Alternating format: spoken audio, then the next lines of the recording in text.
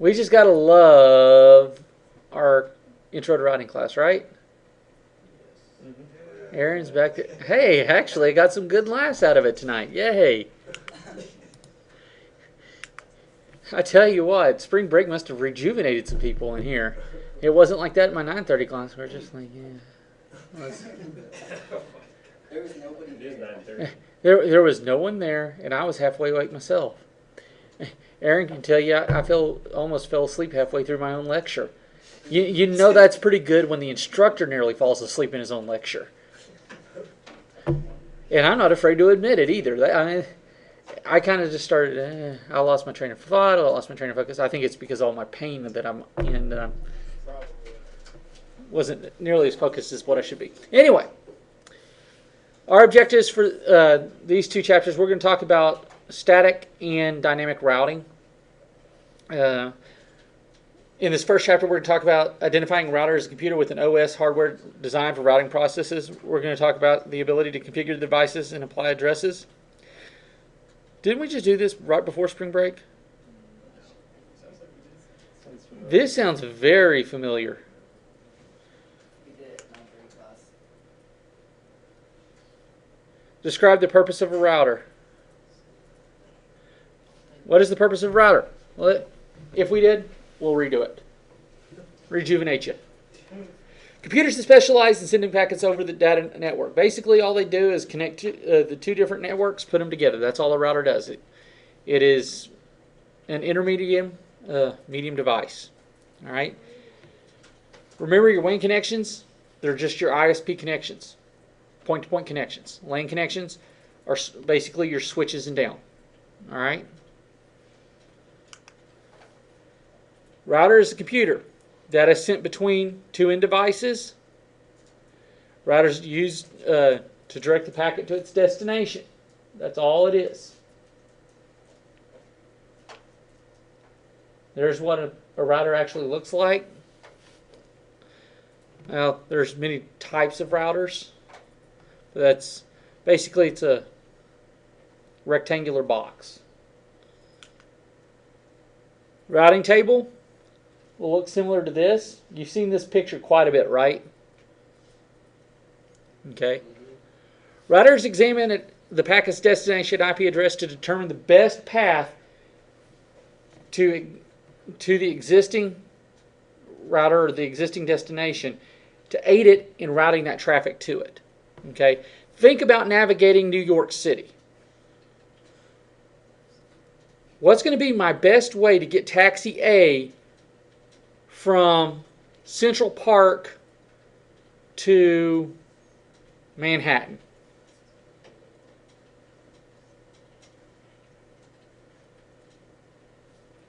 We don't know, right? Of course, I don't know either. I don't know the streets there. But I'm just saying, if you were to take a look at it, what would be the best method of doing it, right? You're going to want to go to the shortest path, right? Well, if you think about that, the shortest path would give you OSPF, the open shortest path first. Does it make sense? That's where OSPF comes into play. But what static routing does is it says you're going to go from here to get to this point. Static routing is the first method to identify a way to get from point A to point B. I need to get to Cole, so the only way I know as a router to get to Cole is I talk to Brent. Brent knows to get to Cole. That's a static route. From me to Brent, Brent has a static route from Brent to Cole. Okay? Does it make sense? Dynamically is I'm looking out and saying, okay, how do I get to Cole? Well, Todd has one, Brent has one, Cody has one. Who's going to... You have a T1 line, he has a 56K, and he has a cable modem. Which is going to get to Cole the fastest? If all three of the ones from each one of you are on an equal T1 line. Who's going to get... Which line is going to get to Cole the fastest? Probably through Todd, right? Maybe. What if Jared is sending a video stream over Todd's line to Cole? Now his buffer's taken up, right? So then I would go through Cody and over. That's dynamic routing. Does that make sense? If it was still static routing, I would still be going through Brent, even though it's just one. It's essentially 2 hops to get to him. That is static routing. Is everyone understanding that? Did that illustration help? Did I lose anybody?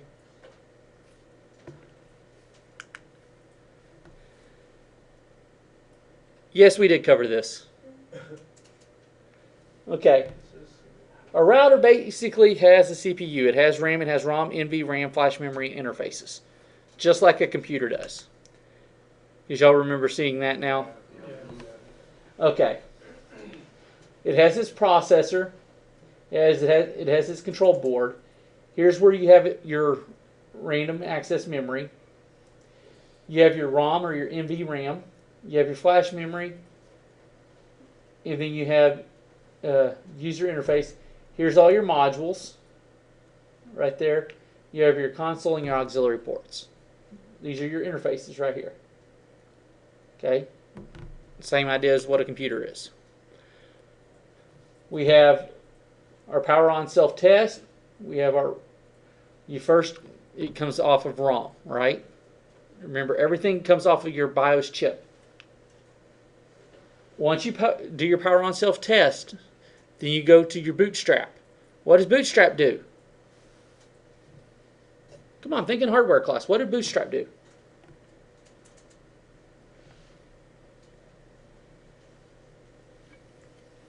Come on, guys.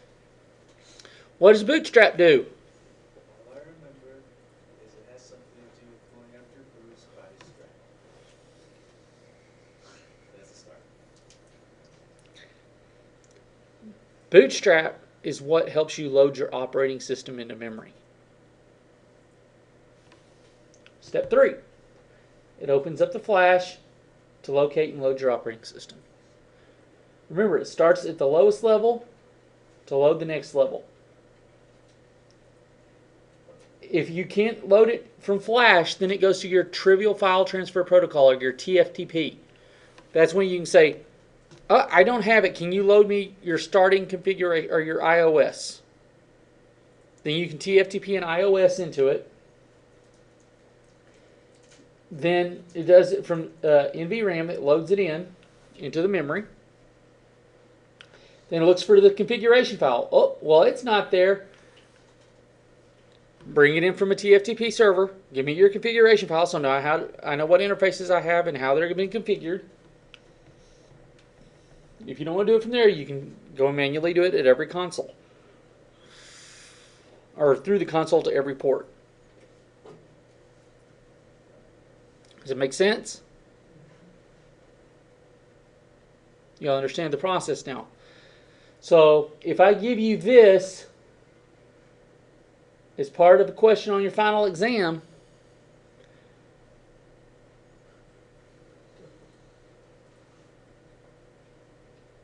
and take out the words, will you be able to answer it? Yes. Probably not, Cody. You're correct. Okay. To verify the router boot up process, the show version command will allow you to see what information was loaded. So what you do is from the enabled prompt, okay, remember you have to be at the enabled or the privileged mode, okay. Your second line is going to tell you your iOS version. You're going to be on the C62 or C2600 series. In this case, you're on a router, C2600, version 12.2, release 28.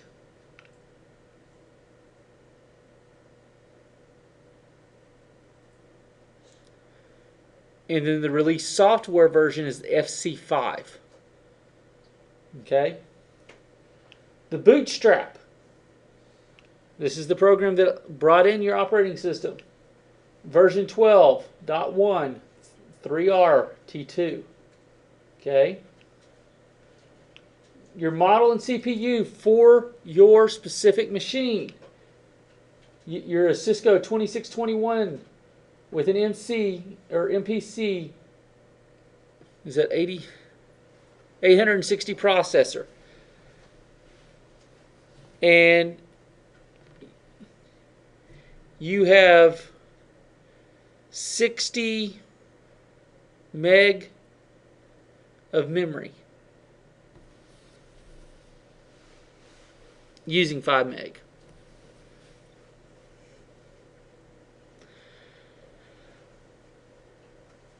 The number of interfaces, you have 2 fast Ethernet and 2 low-speed serial. You have 32K of non-volatile memory and 32 of flash memory.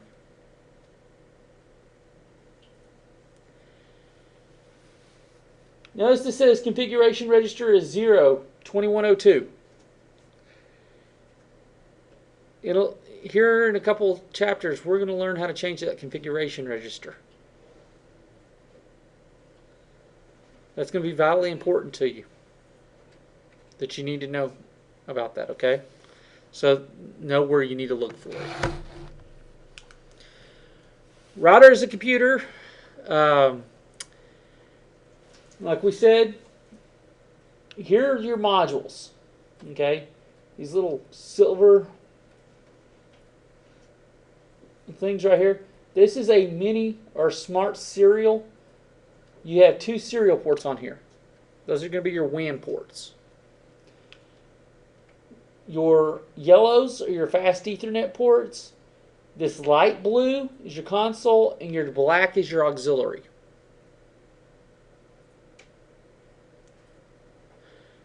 BRIs are your reds,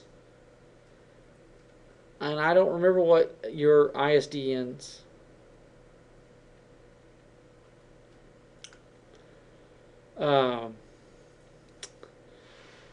You have 2 major groups.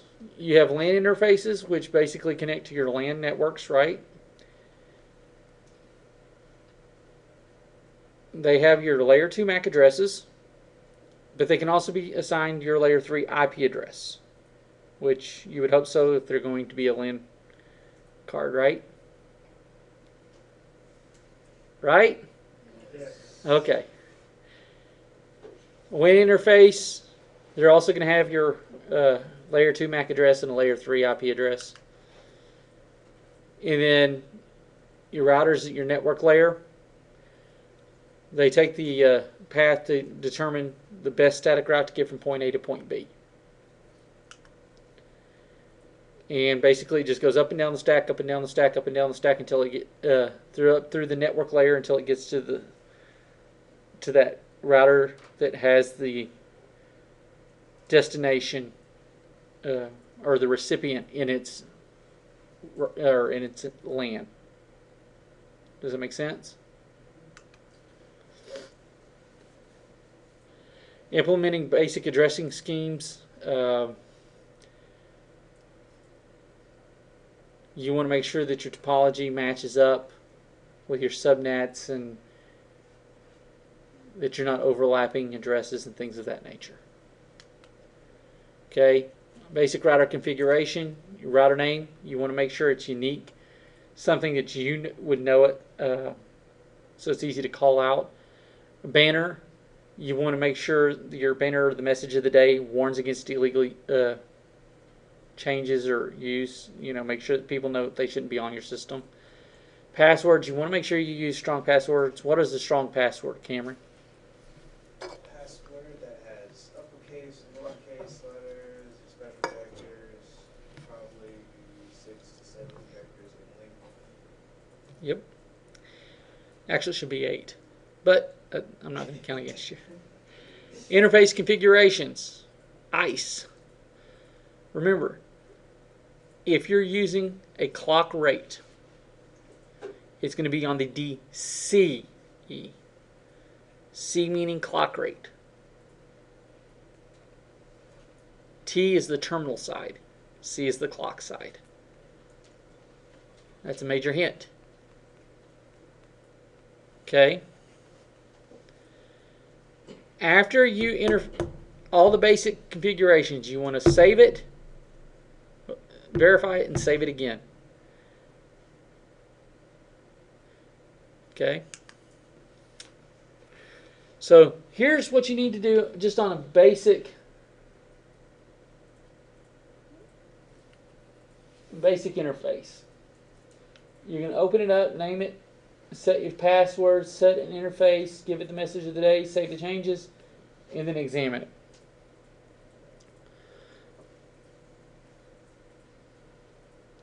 I would look at that slide quite closely if I were y'all. Because this slide is what you're going to be doing over and over and over and over and over. So if you get in the pattern of doing these commands right here on this slide, this course is going to be easy for you. Just getting the repetition and doing this and this over and over and over. Don't save your packet tracer. Close out. Open it up again. Go back and do it again. Just shut it out. Open it back up.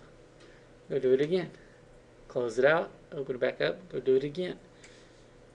Or just open up a blank one and just put out 30 different routers and do it to each router. Don't connect anything. Just keep doing it. And that's how you're going to get the commands down. Make sense?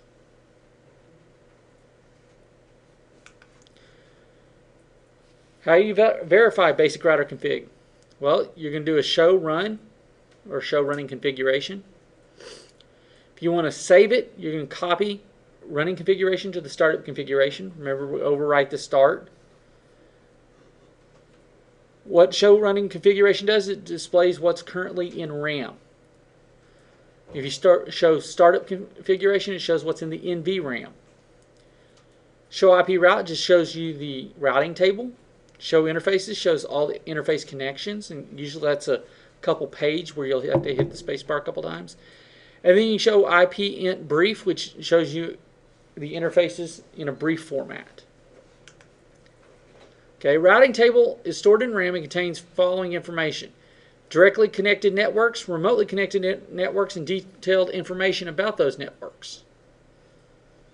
All right, that's all that's in there. Those three things. And you're going to use show IP route to get that information.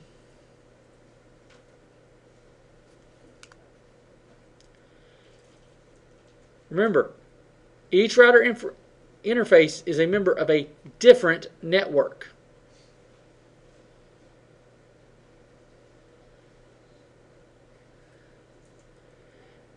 In order for static and dynamic routes to exist in a routing table, you have to have them directly connected to a different network.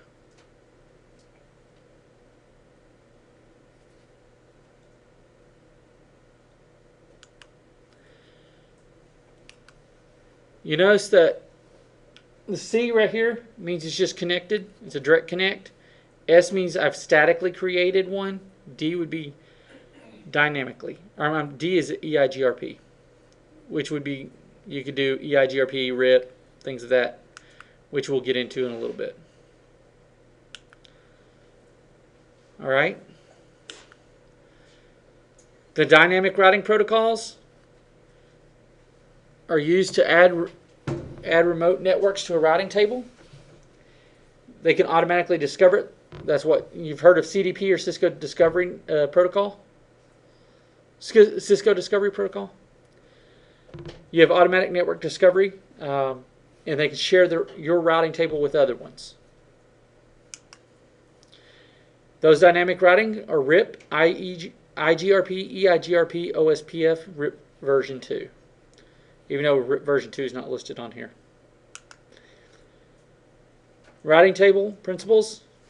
Every router makes its decisions alone. There's no help from anyone else. Different routing table may contain different information. And a routing table can tell how to get to a destination but cannot tell you how to get back. I can tell you how to get to Subway, but I can't tell you how to get back. All right. Any questions on this? Because we've already gone through all this. So I can hop on to getting into the dynamic stuff.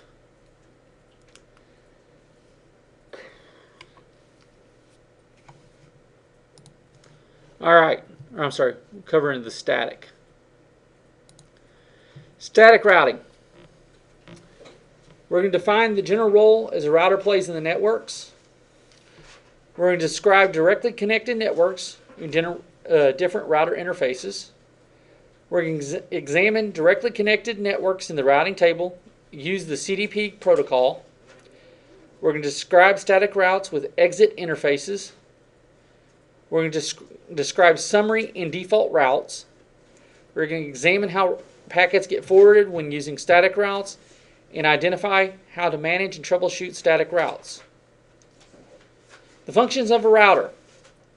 They select the best path to get from point A to point B, and then they forward those packets to that destination. That's all it does. So what are they going to do here?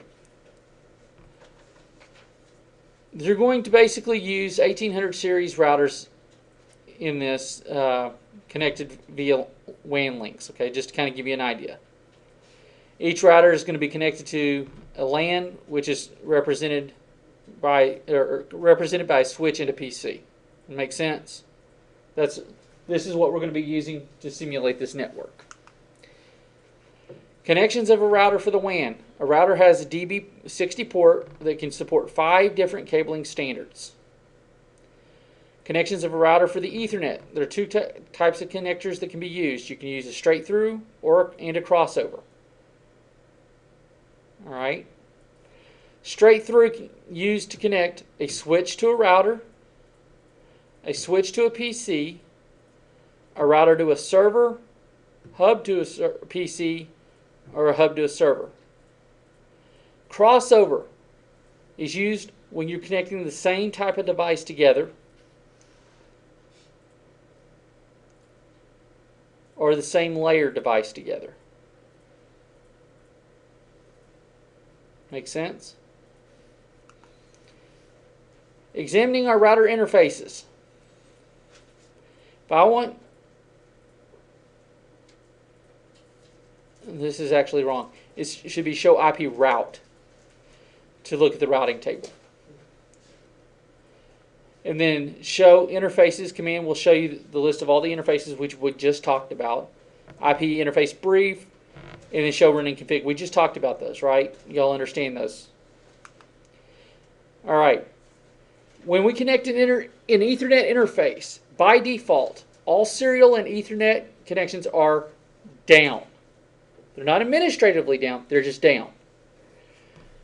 There are 2 different types of down. You have administratively down, which means I turned them off. I said shut down.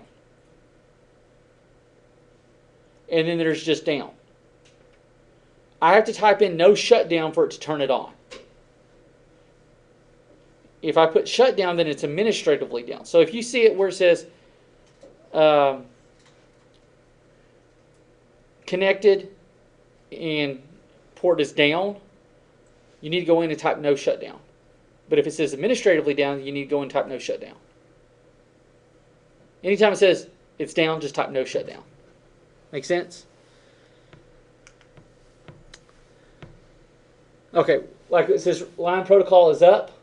It would say line protocol is down. Or line protocol is administratively down. If it says either one of those, you need to put no shutdown. All right. So if I wanted to look up this interface for Fast Ethernet 00, I can say show interfaces. I can say just show int Fast Ethernet or Fast 00, and it's going to show me that information right there.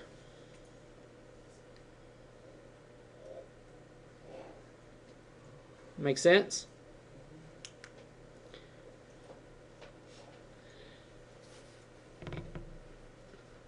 Okay, right here. Show interface serial 000. 000 is administratively down and line protocol is down. Why? Because I turned it down. Because I put in shutdown command. If I came in here and put this in, and then put no shutdown, it would come back up. Line protocol means it's down when there's no connectivity. Once I have connectivity on the other end, so if I have Ethernet connectivity on both sides, that line now will come up. Does that make sense?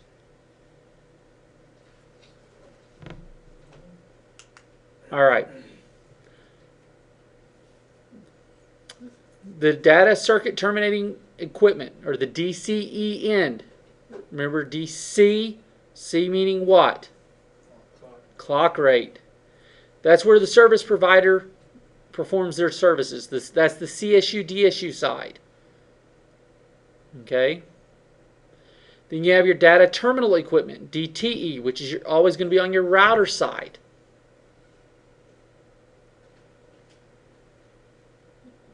Y'all understand the difference? DCE is always going to be on the modem side, because the modems tell you what baud rate you are. Does it make sense now? You have a 56K dial-up, right? Come on, are y'all with me? That's where you get your clock rate at.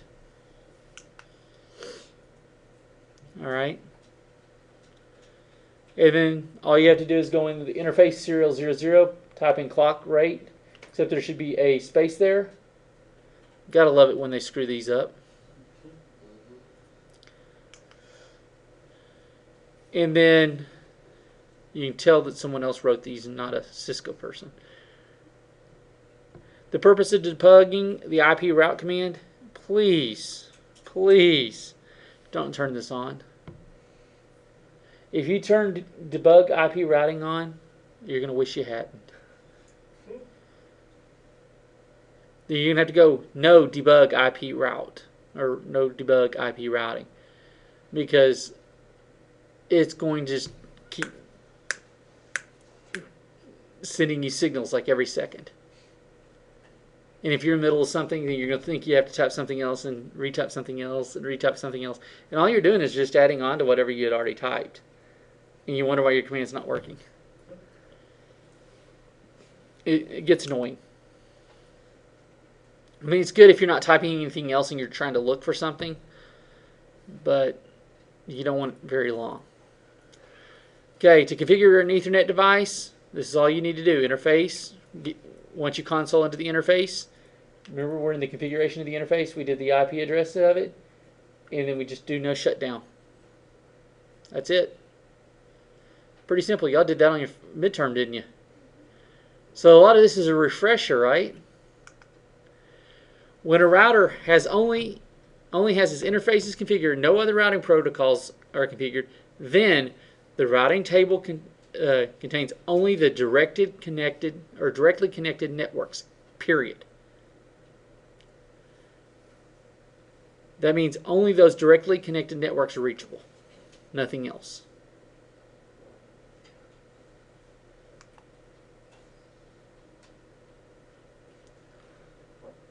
All right. Now let's talk a little bit about CDP.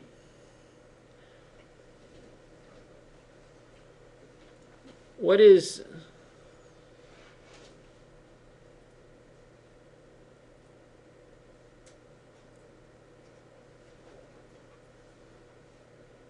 they screwed something up.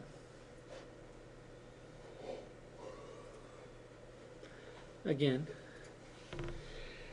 Checking each route in turn, the ping command is used to check connectivity from end to end, right? If you ping one to another.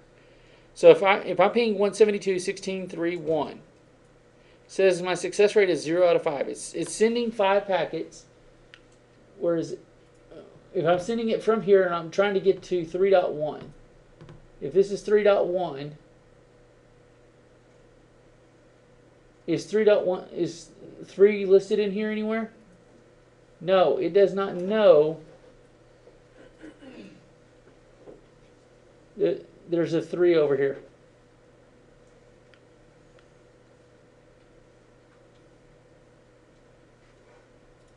Because CDP is not turned on. But what I was saying is they're missing a 1 right up here in front. There's only 7 digits here. So that's not even the right IP address. Wow. That's pretty sad. What is that, the 4th one on this slide set I've already caught? Okay. What does CDP do? Well, the CDP allows you to see those Cisco neighbors or routers that are directly connected to each other. And it allows you to see layer 3 and layer 2 neighbors. So all you have to do is say show CDP neighbors, or you can do show CDP neighbors detail, and it pulls up the routing tables for those two. Now I can do CDP run if I wanted to, or if I wanted to disable CDP, I say no CDP run. But I like to have it on just to make sure if I'm not running any dynamic routing, which I usually am. Small networks you usually aren't, but that's what you do. But if I'm running a static route to the network, I don't need CDP. I just manually write my static route out. Say, I know what my next hop is, so that's it. Pretty straightforward.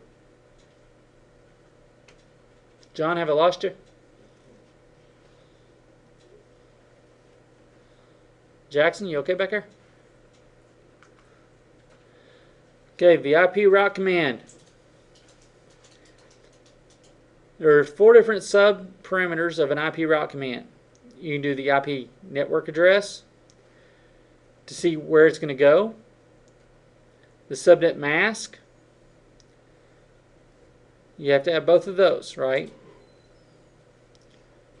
Right? You got to say this network and this mask, and then you got to say where it's going to go. Or what port is it going out? Is it going out my serial 000, or it's going to this network, which is directly connected to that serial 0000001 or whatever? Does it make sense? IP route 172.0.0.255.255.0.0.0 or 255.255.0.0.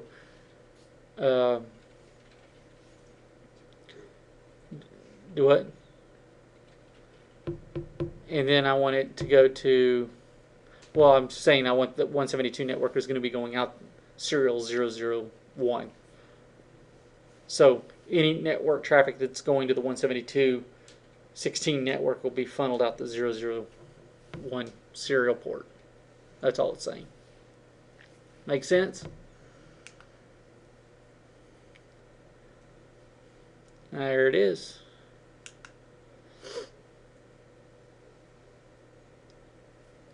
Basically what it's saying there is on R1, anything that's going on the .1 network is going to be going out the 2.2.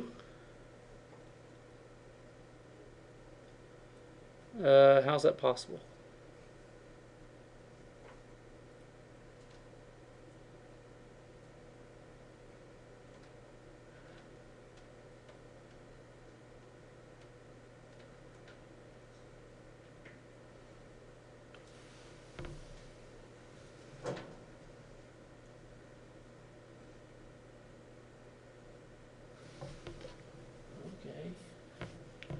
If it's going out this port, anything going to the 192.168.1 network will go out that port from router 1. Oh, okay. I get it. It's sending from here, it's going to go up to that port, and it's going out that port. I see what they're saying.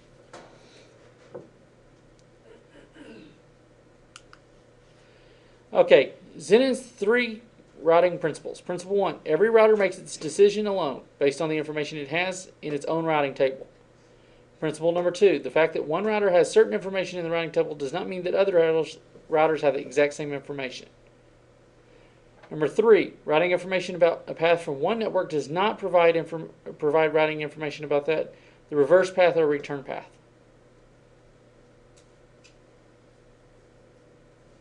Principle number 4, he's always right. No, just kidding. All right. Using Zenon's 3 routing principles, how would you answer the following? Would packets from PC1 reach their destination?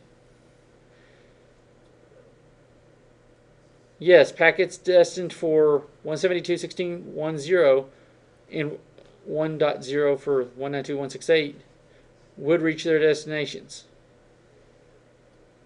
Would 3.0 reach their destination?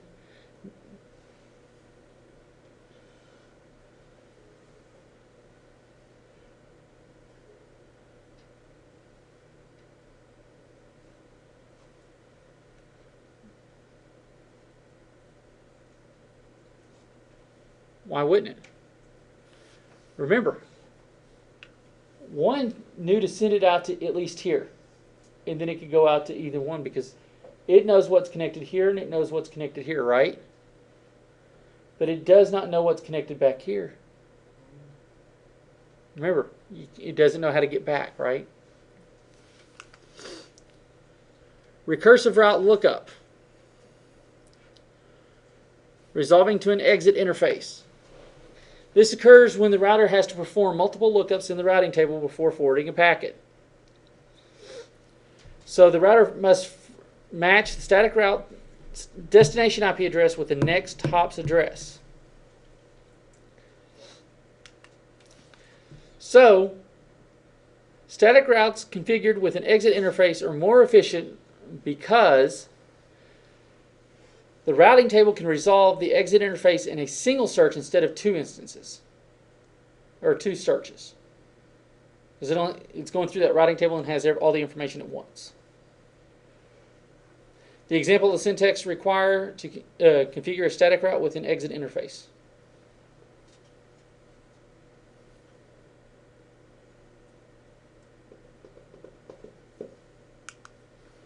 All right. Existing static routes cannot be modified. The old static route must have no placed in front of it to delete it. Okay? Y'all have dealt with that?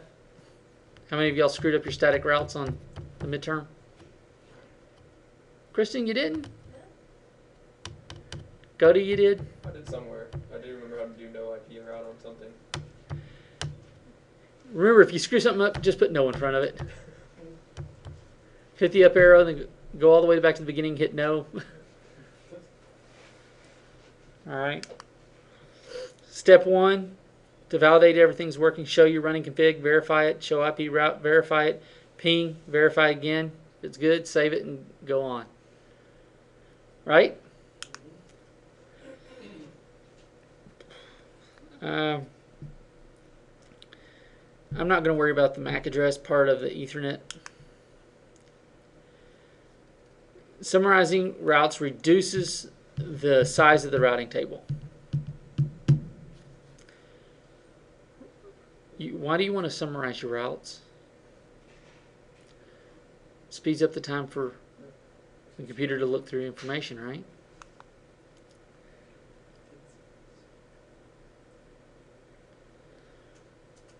Configuring a summary route.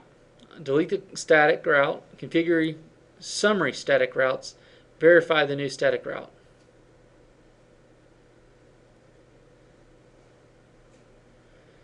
Notice the difference? If I've got 1, 2, and 3 going out serial 001, all I have to do is delete all 3 of these and just put 1.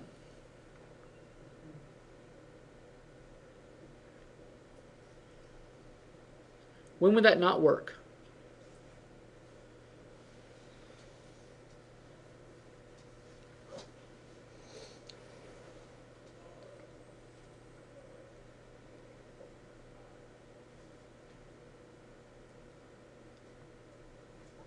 If you had like a 172.16.4, that needed to go or something. No, I can make my subnet. Remember, when you do an IP route, you have your own subnet on there. If you know how to subnet correctly, would that be a problem?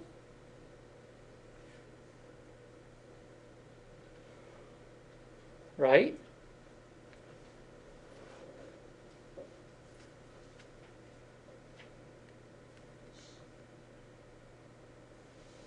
What about no subnet 0?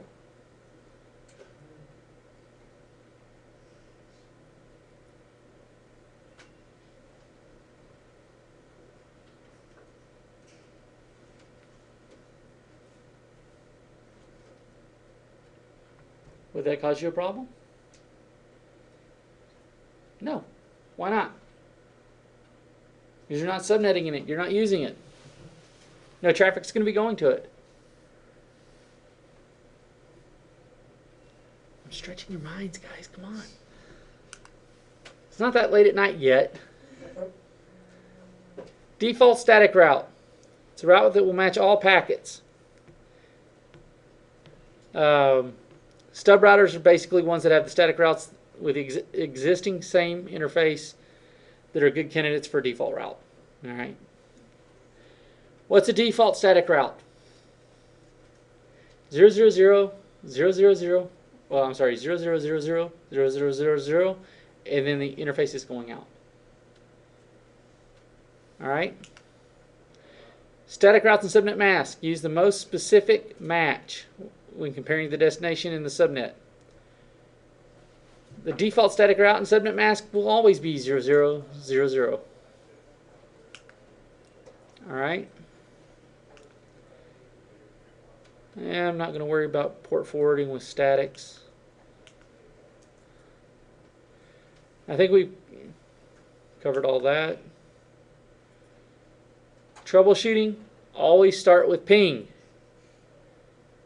How many times have we covered that tonight? We're going to be doing pings of death in here, aren't we?